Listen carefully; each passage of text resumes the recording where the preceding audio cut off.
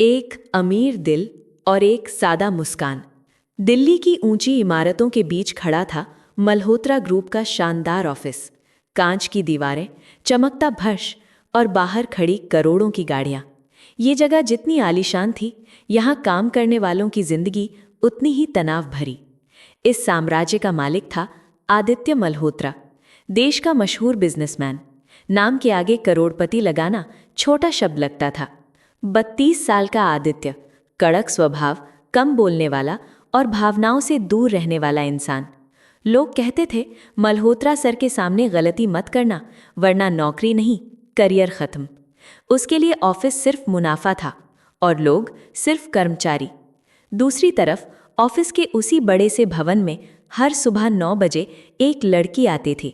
सादी सी सलवार, हल्का सा दुपट्टा और चेहरे पर सच्ची मुस्कान। उसका नाम था नैना शर्मा। नैना एक जूनियर अकाउंट्स एग्जीक्यूटिव थी। ना कोई बड़ा बैकग्राउंड, ना कोई सिफारिश।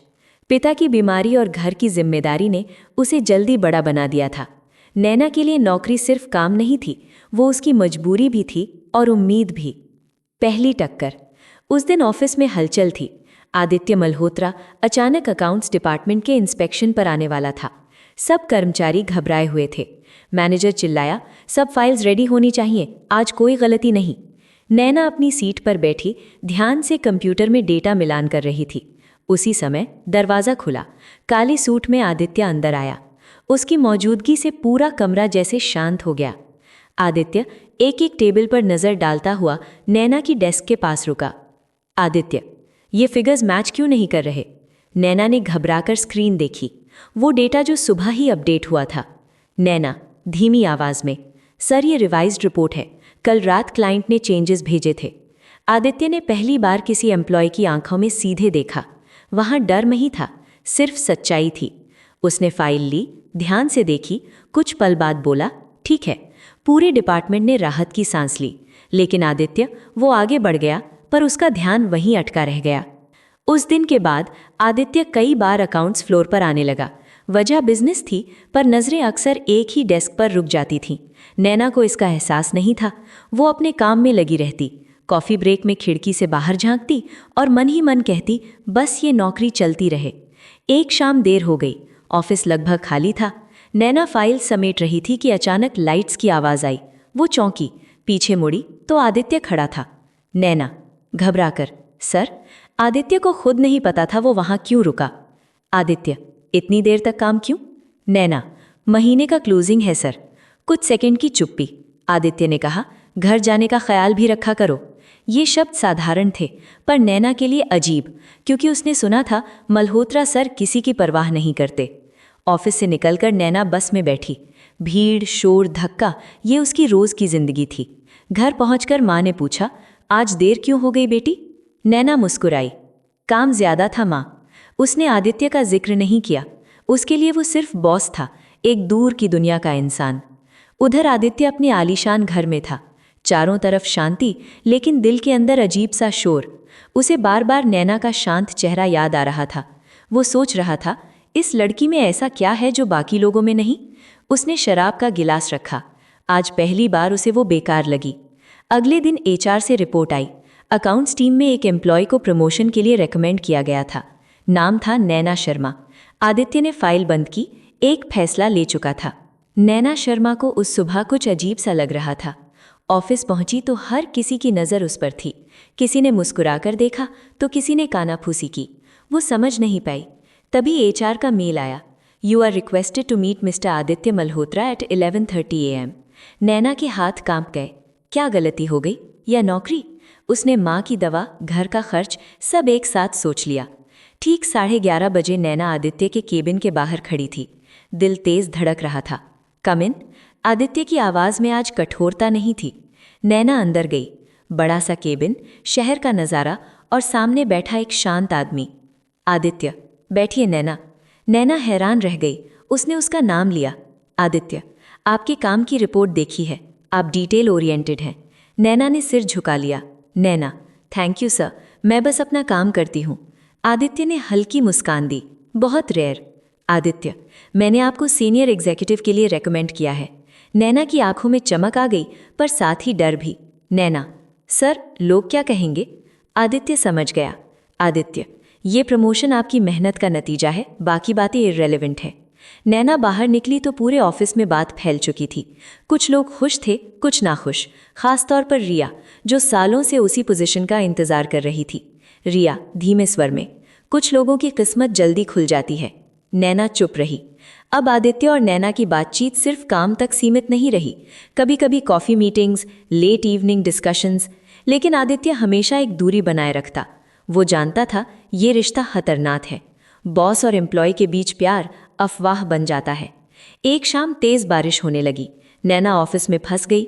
बसें बंद, कैब नहीं। आदित्य खिड़की से देख रहा था। आदित्य, मैं ड्रॉप कर देता हूँ। नैना हिचकिचाई। नैना, सर, लोग? आदित्य, बारिश में बीमार पड़ जाओगे। कार में सन्नाटा था, बारिश की आवाज़ और दो दिलों की धड़कन।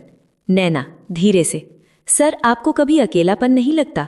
आदित्य ने पहली बार अपने दिल की बात कही।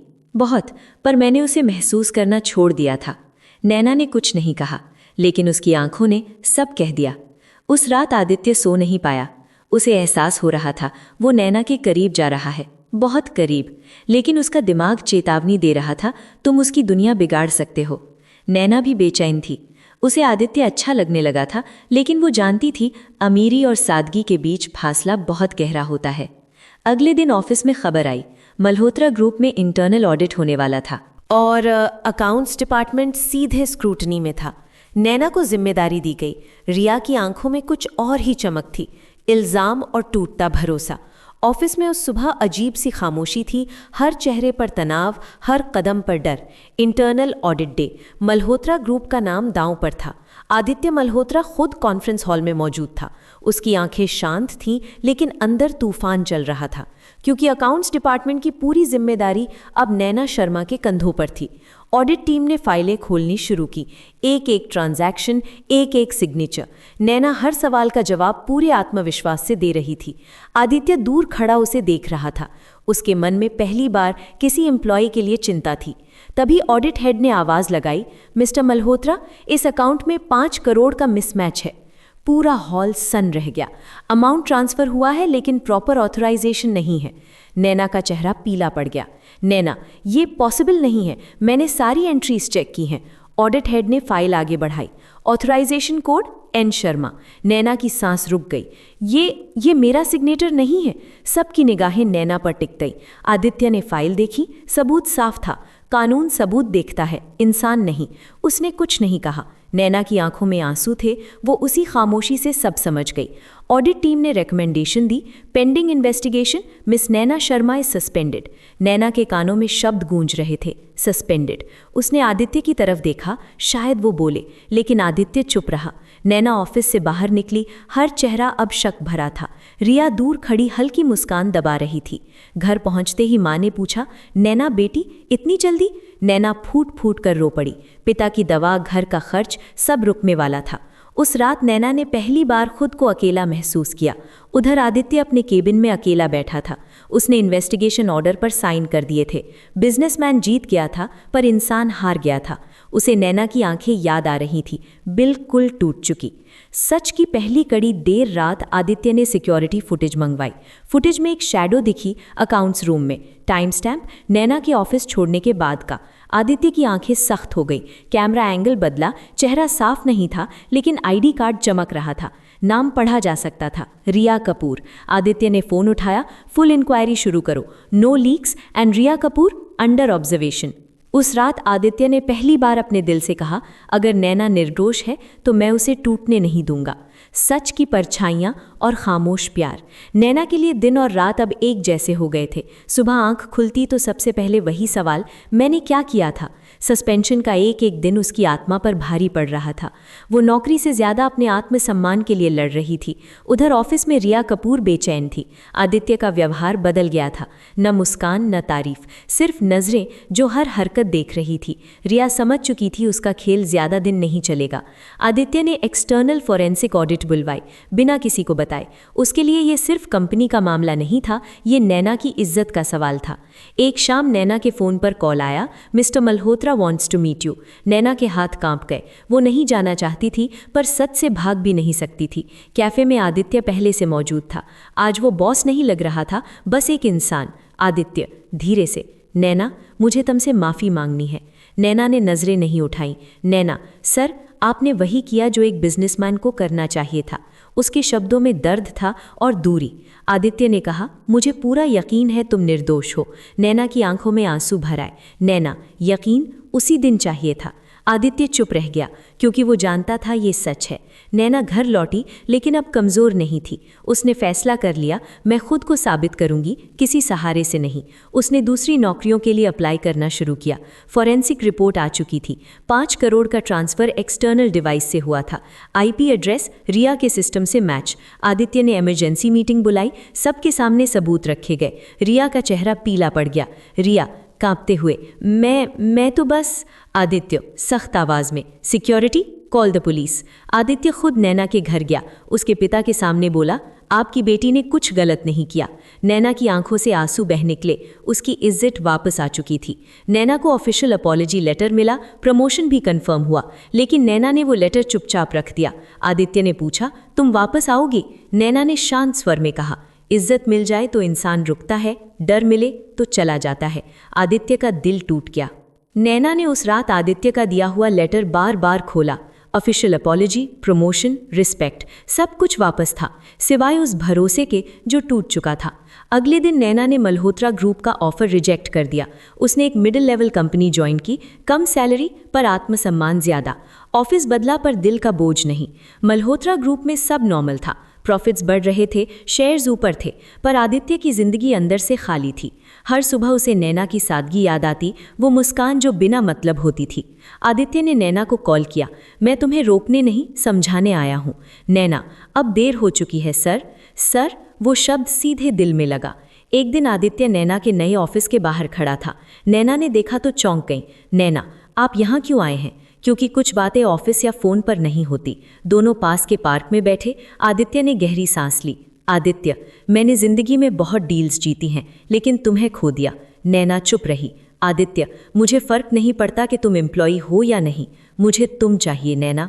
नैना की आंखों में आंसू थे। नैना, आप नहीं समझते, हमारी दुनिया अलग है। आपके प्यार में मैं सिर्फ एक कहानी बन जाऊंगी। आदित्य, मेरी दुनिया में सब कुछ खरीदा जा सकता है, पर तुम्हारा भरोसा नहीं। उसने पहली बार खुद को छोटा महसूस किया। आदित्य, मैं तुमसे प्यार करता हूँ। नैना की सांस थम गई। वो शब्द जिससे वो डरती थी आज सामने थे। नैना उठ खड़ी हुई। प्यार तभी टिकता है जब बराबरी हो। वो चली गई। आदित्य वहीं बैठा रहा, खामोश और टूटता हुआ। नैना के जाने के बाद आदित्य देर तक वहीं बैठा रहा। उसे पहली बार एहसास हुआ, पैसे से सब कुछ नहीं खरीदा जा सकता। उसी हफ्ते आदित्य की माँ सुनीता मल्होत्रा उसके केबिन में आई। माँ, तुम्हारी शादी की बातें अब टाली नहीं जा सकती। आदित्य चुप रहा। माँ, हमने लड़की देखी है, बड़े इंडस्ट्रियलिस्ट की बेटी। आदित्य समझ गया, ये फैसला हो चुका है। आदित्य, माँ, अगर मैं किसी और से प्यार करता हूँ तो? कमरे में सन्नाटा छा गया। माँ, प्यार? हमारे घर में शादियाँ बराबरी देखकर होती हैं।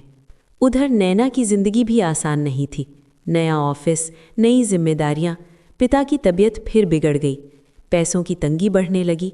उसे लगा शायद मैं गलत थी, लेकिन फिर उसे याद आया, इज्जत। आदित्य ने बिजनेस पार्टनर्स की मीटिंग बुलाई। आदित्य, मैं मल्होत्रा ग्रुप का CEO पद छोड़ रहा हूँ। सब चौंक गए। मैं सिर्फ चेयरमैन रहूँगा, डेली कंट्रोल किसी और को मिलेगा। ये फैसला फैमिली के खिलाफ था। माँ, अगर तुमने ये रास्ता चुना तो पीछे मत देखना। आदित्य ने सिर झुका लिया।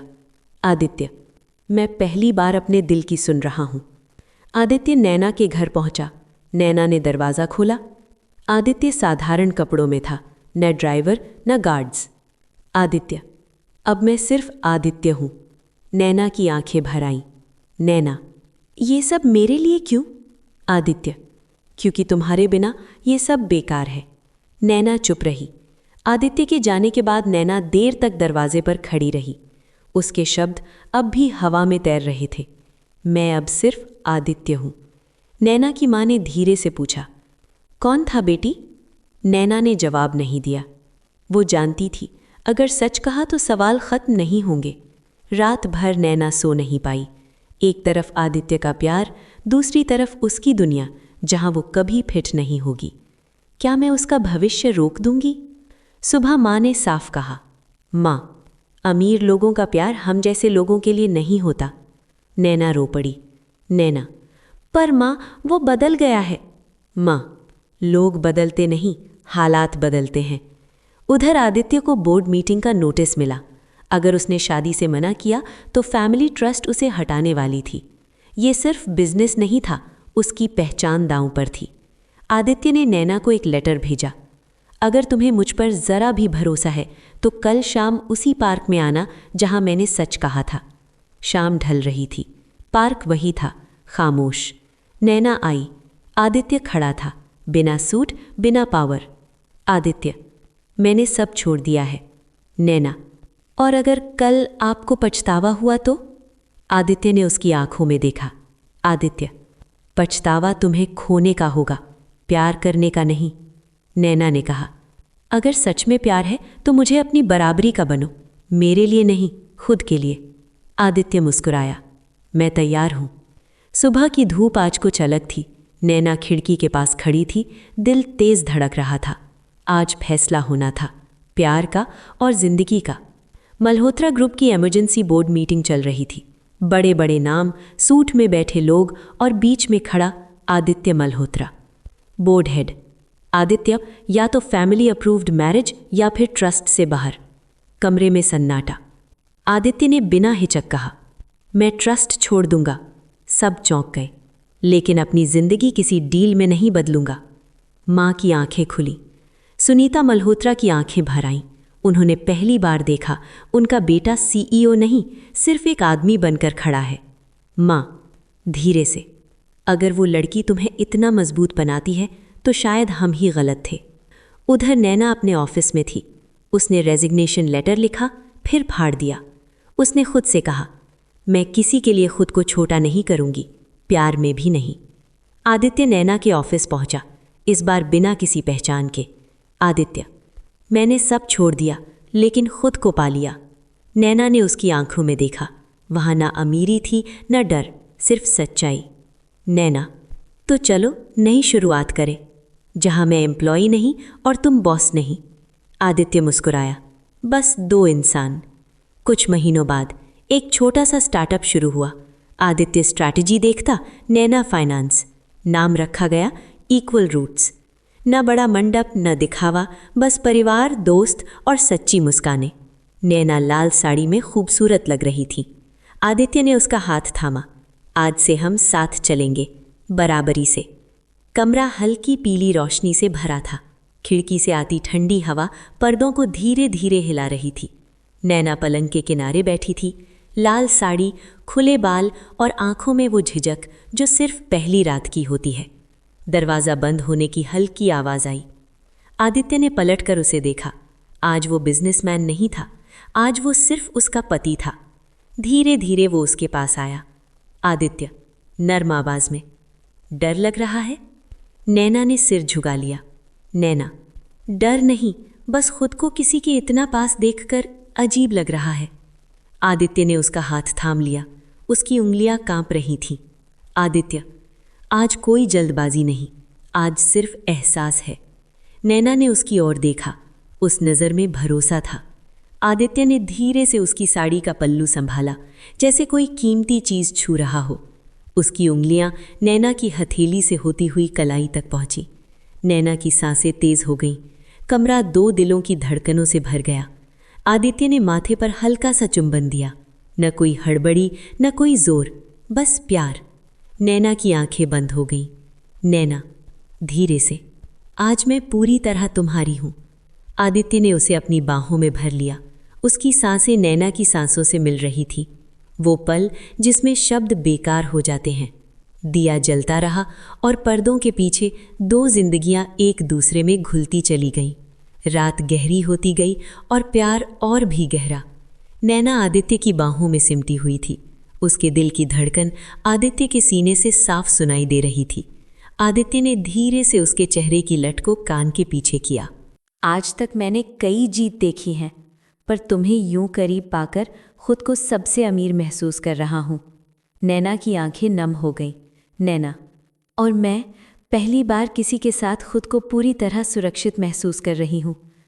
आदित्य ने उसका माथा अपने माथे से टिका दिया। दोनों की सांसें एक दूसरे से उलझने लगीं। कमरे की रोशनी और हल्की हो गई। आदित्य ने उसकी हथेलियों को अपने होठों से छुआ, एक एक उंगली जैसे किसी वादे पर मोहर मगा रही हो। नैना का शरीर उस एहसास से सिहर उठा। वो पल, नैना ने धीरे से आदित्य की शर्ट पकड़ ली। नैना, कांपती आवाज़ में, आज मुझे अकेला मत छोड़ना। आदित्य ने उसे और करीब खींच लिया। आदित्य, अब तुम्हें छोड़ने के लिए मुझे खुद को छोड़ना पड़ेगा। उसने नैना के बालों में उंगलियां भिराई। न कोई जल्दबाजी, न कोई हक जताना, बस अपनापन। नैना ने आंखें बंद कर लीं। उसकी सांसें अब तेज थीं, पर डर नहीं था, केवल भरोसा था। दिया की लौ धीरे धीरे कांप रही थी। रात शब्दों से आगे निकल चुकी थी। सुबह की पहली धूप खिड़की से अंदर आई। नैना की आंख खुली। उसका सिर आदित्य के सीने पर था। आदित्य जाग चुका था और उसे देख रहा था। आदित्य मुस्कुराकर, गुड मॉर्निंग मिसेस मल्होत्रा। नैना शर्मा नहीं रही थी। नैना मुस्कुराई। Good morning. आदित्य ने उसके माथे पर हल्का सा चुंबन दिया। उस चुंबन में रात का वादा भी था और पूरी जिंदगी का भरोसा भी।